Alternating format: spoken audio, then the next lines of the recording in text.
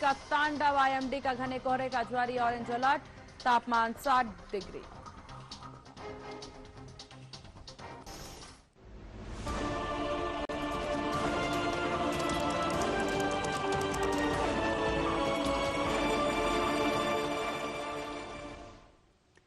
नमस्कार, HNN news देख रहे हैं आप और मैं हूं आपके साथ सीमा चौधरी। हमारे खास पेशकश में आप सभी का स्वागत है। चलिए खबरों की ओर अब रुक कर लेते हैं, जहां गुरुग्राम से इस वक्त की एक बड़ी जानकारी सामने आ रही है। जानकारी है गुरुग्राम ट्रैफिक पुलिस के द्वारा जारी की गई एडवाइजरी को लेकर के।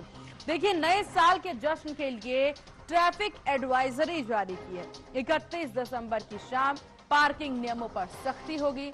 निर्धारित पार्किंग स्थलों पर ही वाहन खड़े करने के निर्देश हैं। गलत पार्किंग पर जब्त किए जाएंगे वाहन। नियम तोड़ने वालों पर होगी सख्त कार्रवाई।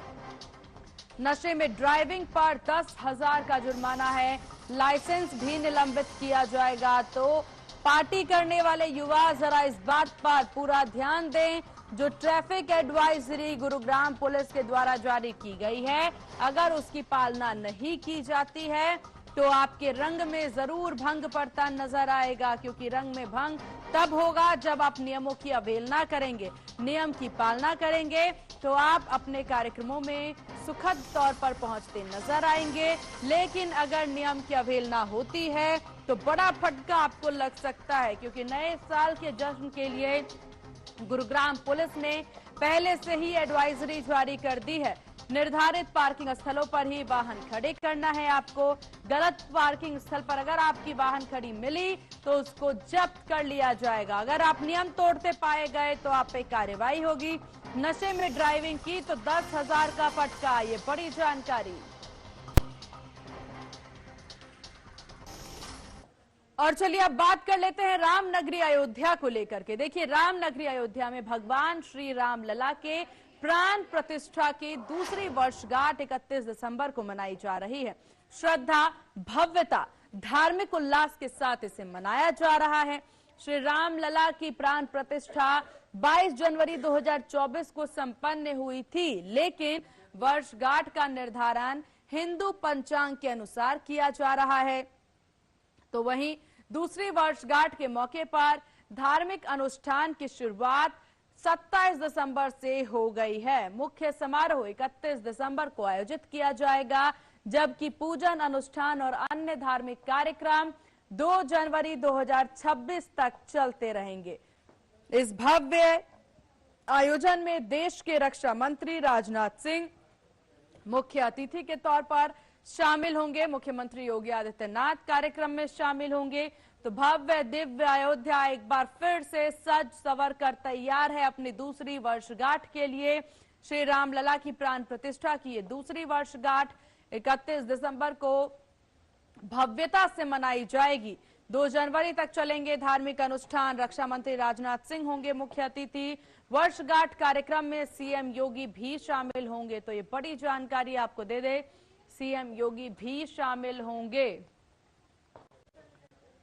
श्री राम लला की प्राण प्रतिष्ठा का ये दूसरा वर्षगांठ, जिसमें रक्षा मंत्री राजनाथ सिंह शामिल होंगे। ये वर्षगांठ बहुत महत्वपूर्ण, ये तैयारी देखिए बहुत खास। 2025 31 दिसंबर को देखिए मनाई जा रही है वर्षगांठ।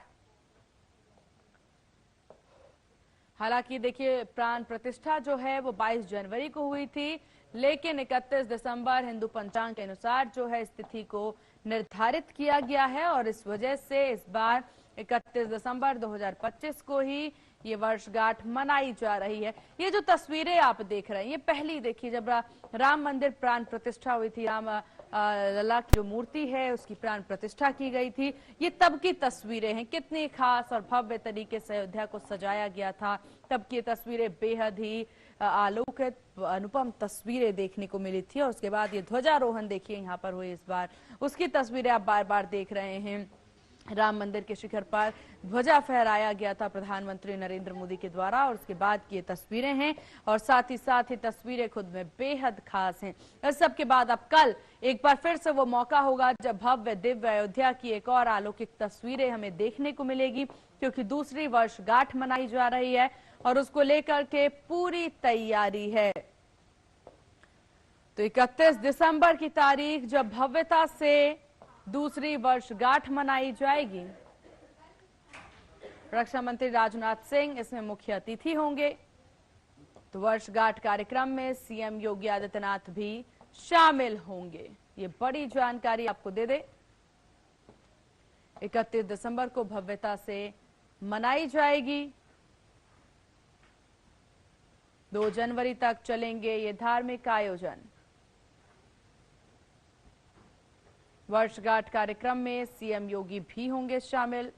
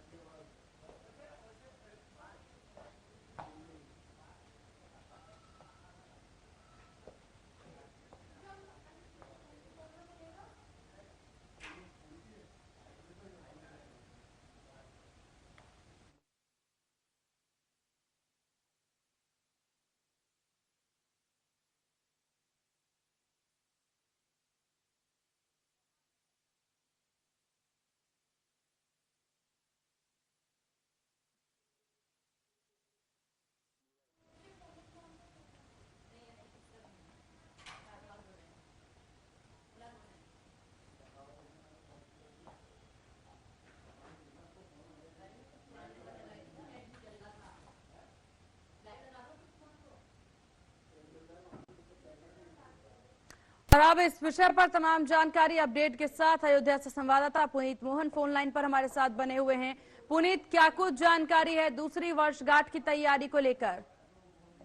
देखिए, श्री रामलला की प्राण प्रतिष्ठा की दूसरी वर्षगांठ 31 दिसंबर 2025 को श्रद्धा, भव्यता और धार्मिक उल्लास के साथ मनाई जाएगी। इस मौके पर मुख्य अतिथि के रूप में रक्षा मंत्री मौजूद रहेंगे, मुख्यमंत्री मौजूद रहेंगे और तमाम जो अतिथिगण हैं उनके भी आने का जो कार्यक्रम है वो जारी हो चुका है। गरिमामयी उपस्थिति रहेगी। रक्षा मंत्री की पूजन अनुष्ठान जो चलेगा वो जगत गुरु माधवाचार्य की देखरेख में चलेगा। अगर कार्यक्रमों की बात करें तो 27 दिसंबर से ही लगातार धार्मिक अनुष्ठानों का कार्य चल रहा है और पूजन अनुष्ठान के जो बाकी अन्य कार्य रहेंगे वो 2 जनवरी तक लगातार चलते रहेंगे। ऐसे में रक्षा मंत्री यहाँ पर मुख्य अतिथि के रूप में मौजूद होंगे। 29 दिसंबर से सांस्कृतिक आयोजनों की भी शुरुआत हो चुकी है। विविध धार्मिक कार्यक्रम चल रहे हैं, सांस्कृतिक प्रस्तुतियां जगह जगह पर दिखाई जा रही हैं। देखिए, जो व्यवस्था को देखते हुए और श्रद्धालुओं की समय संख्या ज्यादा बढ़ी है उसको देखते हुए अंगद टीला तक पहुंचने के लिए सुग्रीव पथ से आने जाने की पूरी व्यवस्था करी गई है और राम पथ का जो रास्ता है उसको फिलहाल 2 पहिया और 4 पहिया वाहन के लिए पूरी तरीके से रोक दिया गया है। जी बिल्कुल। और यहाँ पर अगर श्रद्धालुओं के लिए व्यवस्थाओं की बात कर ली जाए, क्योंकि लाजमी है पुनीत, भारी संख्या में श्रद्धालु जरूर पहुंचते नजर आएंगे, क्या तैयारी? देखिए, श्रद्धालुओं की जो संख्या है अयोध्या में भीषण ठंड के बावजूद लगातार बढ़ रही है, लेकिन सीधे तौर पर श्रद्धालुओं की पूरी व्यवस्था को देखते हुए प्रशासन भी चाक चौबंद है। ऐसे में जैसा कि मैंने आपको बताया कि राम पथ के जो मार्ग है वो पूरी तरीके से 2 पहिया और 4 पहिया वाहन के लिए बंद कर दिए गए हैं। श्रद्धालुओं को किसी भी तरीके की दिक्कत ना हो इसलिए जगह जगह पर अस्थायी टेंट यानी कि रैन बसेरे बनाए गए हैं। अलाव की व्यवस्था करी गई है। भीड़ नियंत्रण के लिए पुलिसकर्मियों की संख्या बढ़ाई गई है और 31 दिसंबर को जिस दिन कार्यक्रम होगा, क्योंकि रक्षा मंत्री मौजूद रहेंगे, मुख्यमंत्री मौजूद रहेंगे, ऐसे में सुरक्षा व्यवस्था पूरी तरीके से चाक चौबंद है। जी चलिए, ठीक है पुनीत, आपका बहुत शुक्रिया तमाम जानकारी साझा करने के लिए। खबर अब बांग्लादेश से है, जहां बांग्लादेश के लिए एक दुखद खबर सामने आई है। देखिए, बांग्लादेश की पूर्व पीएम खालिदा जिया का निधन हो गया। खालिदा जिया ने 80 साल की उम्र में अपनी अंतिम सांसें ली हैं। खालिदा जिया की उम्र 80 साल, लंबे समय से वो बीमार चल रही थी। बांग्लादेश नेशनलिस्ट पार्टी की प्रमुख थी खालिदा जिया, जहां बता दें कि बांग्लादेश की पूर्व प्रधानमंत्री और बांग्लादेश नेशनलिस्ट पार्टी की प्रमुख खालिदा जिया का आज सुबह 6 बजे 80 साल की उम्र में निधन हो गया। वो 20 दिन से वेंटिलेटर पर थी। खालिदा जिया पिछले कई सालों से सीने में इन्फेक्शन, लिवर, किडनी, डायबिटीज, गठिया और आंखों की परेशानी से जूझ रही थी। उनके परिवार और पार्टी नेताओं ने निधन की पुष्टि की है। खालिदा जिया 1991 से 1996 और उसके बाद 2001 से 2006 तक 2 बार बांग्लादेश की प्रधानमंत्री रही हैं। पूर्व राष्ट्रपति जियाउर रहमान की पत्नी थी खालिदा जिया। तो ये बड़ी जानकारी आपको दे दे।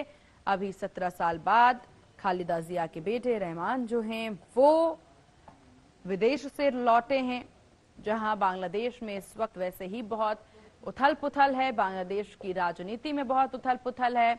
बांग्लादेश में स्थितियां कुछ खास अच्छी नजर नहीं आ रही है, लेकिन इस वक्त जो तस्वीरें नजर आई, इस बीच खालिदा जिया का जाना पार्टी के लिए कितना ज्यादा ये घातक पॉइंट साबित हो सकता है, क्योंकि अभी कुछ समय में बांग्लादेश में चुनाव है और ऐसे में पार्टी प्रमुख बीएनपी को ही देखिए इस वक्त जो है, यानी बीएनपी यानी बांग्लादेश नेशनलिस्ट पार्टी को ही बांग्लादेश में इस वक्त सबसे ज्यादा तवज्जो दिया जा रहा है और ऐसे में पार्टी प्रमुख का जाना बहुत निराशाजनक।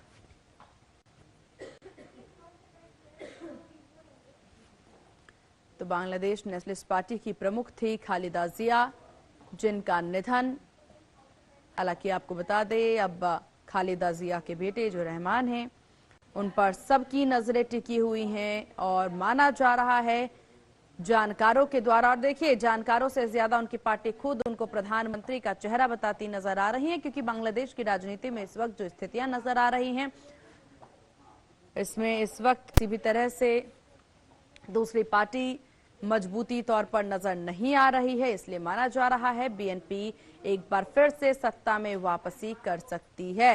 इसी को लेकर के देखिए शेख हसीना क्योंकि इस वक्त भारत में है, उनकी पार्टी आवामी लीग को वहां पर बैन कर दिया गया है, तो एक पार्टी जो ही प्रमुखता से उस वक्त नजर आ रही है वहां पर वो है बीएनपी और इसीलिए सबकी निगाहें इस पर टिकी हैं। लेकिन इस बीच खालिदा जिया का जाना, उनका निधन, ये बेहद ही महत्वपूर्ण विषय, बांग्लादेश की राजनीति पर भी इस पर पूरा असर पड़ता नजर आएगा।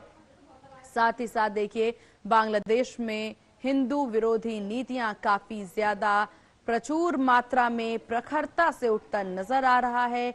कई हिंदू युवाओं की मौत का मामला, हत्या का मामला जो है वो इस वक्त बांग्लादेश में देखने को मिल रहा है। आर्थिक तौर पर बांग्लादेश में मजबूती बहुत ही कम नजर आ रही है और साथ ही साथ देखिए चीन के साथ निकटता, इस वक्त कार्यकारी प्रधानमंत्री के कार्यकारी सरकार जो इस वक्त बांग्लादेश में है उनकी निकटता देखने को मिल रही है। इस सब के बाद इस वक्त बांग्लादेश को संभालने के लिए एक स्टेबल गवर्नमेंट की जरूरत है वहां पर, और वो स्टेबल गवर्नमेंट कौन होगी, कौन इसका चेहरा होगा, ये देखने वाली बात होगी। इस वक्त देखिए लंबे समय से बीमार चल रही थी खालिदा जिया। सीतापुर में भारतीय जनता पार्टी के संगठनात्मक निर्देश पर जिले की सभी विधानसभा में अटल स्मृति सम्मेलन आयोजित किया जा रहा है और इसी कड़ी में लहरपुर विधानसभा में आयोजित सम्मेलन में पूर्व प्रदेश अध्यक्ष और पूर्व केंद्रीय मंत्री महेंद्र नाथ पांडे मुख्य अतिथि के रूप में शामिल हुए। इस दौरान उन्होंने कहा कि भारत रत्न अटल बिहारी वाजपेयी का संपूर्ण जीवन भारत माता की सेवा को समर्पित रहा है। उनका सामाजिक राजनीतिक योगदान अतुलनीय है। सम्मेलन की अध्यक्षता जिला अध्यक्ष राजेश शुक्ला ने की है। तो वहीं कार्यक्रम के बाद महेंद्र पांडे ने बीजेपी कार्यालय में अटल बिहारी वाजपेयी के जीवन पर आधारित प्रदर्शनी का उद्घाटन किया है।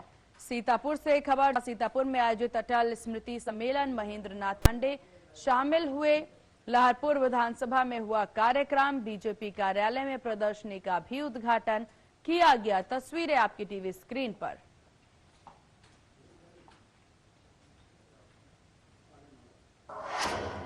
बुलंदशहर के खुर्ज में अटल स्मृति सम्मेलन का आयोजन किया गया, जिसमें बीजेपी के प्रदेश अध्यक्ष देवेंद्र चौधरी ने मुख्य अतिथि के रूप में शिरकत की। उन्होंने भारत रत्न अटल बिहारी वाजपेयी के कार्यों और योगदानों को याद किया, प्रकाश डाला, साथ ही कई समसामयिक मुद्दों पर भी बातचीत की। सम्मेलन खुर्ज के जंक्शन रोड स्थित पंचवटी कम्युनिटी भवन में आयोजित किया गया।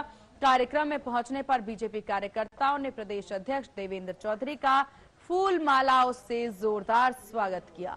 इस दौरान बीजेपी जिला विकास चौहान, खुर्ज विधायक मीनाक्षी सिंह भी मौजूद रहीं।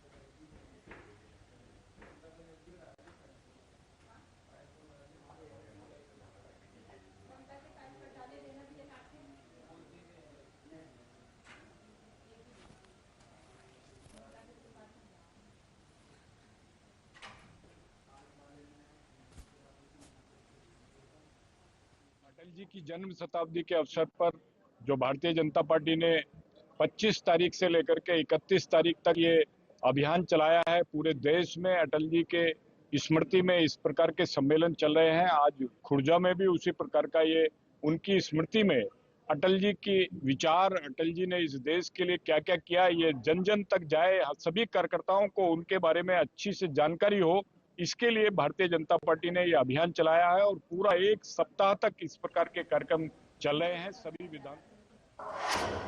चलिए खबरों में आगे बढ़ते हैं, जहां उत्तर प्रदेश विधानसभा के अध्यक्ष सतीश महाना ने हाल ही में खत्म हुए शीतकालीन सत्र की समीक्षा की। सतीश महाना ने विधानसभा की 4 दिन की कार्यवाही का ब्यौरा रखा। इस दौरान उन्होंने कहा, इस सत्र में 11 विधायक पारित हुए। सदन की कार्यवाही कुल 24 घंटे 50 मिनट तक बिना किसी बाधा के चली, बिना किसी स्थगन। अध्यक्ष ने सभी विधायकों को बोलने का अधिक अवसर देने का कोशिश की। सदन समाप्ति पर विधायकों ने कामकाज की सराहना की। महाना ने कहा कि वंदे मातरम पर सकारात्मक चर्चा हुई। सदन में पूरा गीत गाया गया, जो कि खुशी की बात है। कुछ विधायकों को बोलने का मौका नहीं मिल पाया, जिनकी उन्हें टीस हो सकती है, लेकिन अगले सत्र में हर बिल पर सभी को बोलने का प्रयास करेंगे और यूपी विधानसभा का गौरव बढ़ा रहे हैं। इसके अलावा 22 जनवरी को सभी विधायकों को अयोध्या ले जाकर के राम मंदिर दर्शन कराया जाएगा। विधानसभा का स्टडी टूर भी आयोजित किया जा रहा है, जिससे अन्य राज्यों को लेकर लोग आकर के विधानसभा प्रक्रिया देखेंगे और आम जनता को सदन के बारे में अधिक जानकारी मिलेगी।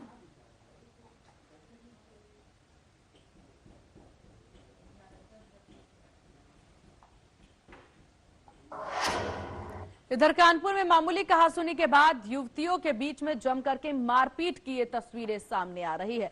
वीडियो में दिख रहा है कि एक युवती ने दूसरे के बाल पकड़कर सड़क पर गिरा दिए, मारपीट की।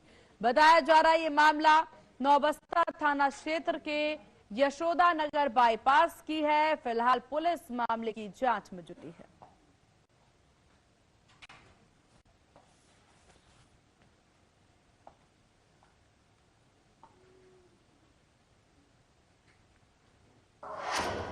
इधर जालौन जनपद में अवैध खनन का मामला लगातार गंभीर होता जा रहा है। हेमंतपुरा में खुलेआम अवैध खनन के आरोप लगाए जा रहे हैं। आरोप है कि खनन माफिया बेखौफ होकर किसानों की जमीन और बेतवा नदी में भारी मशीनों से खनन कर रहा है। हालात ये है कि खनन माफिया न केवल सरकारी नियमों को ठेंगा दिखा रहे हैं, बल्कि किसानों की जमीन भी सुरक्षित नहीं है। वहीं खनन माफिया बेखौफ होकर किसानों की निजी जमीन और बेतवा नदी क्षेत्र में बड़ी मशीन से खुदाई कर रहा, जबकि जिम्मेदार विभाग कार्रवाई से दूर नजर आ रहा। और इन्हीं खबरों के साथ इस बुलेटिन में बस इतना ही। बने रहिए HNN न्यूज के साथ। नमस्कार।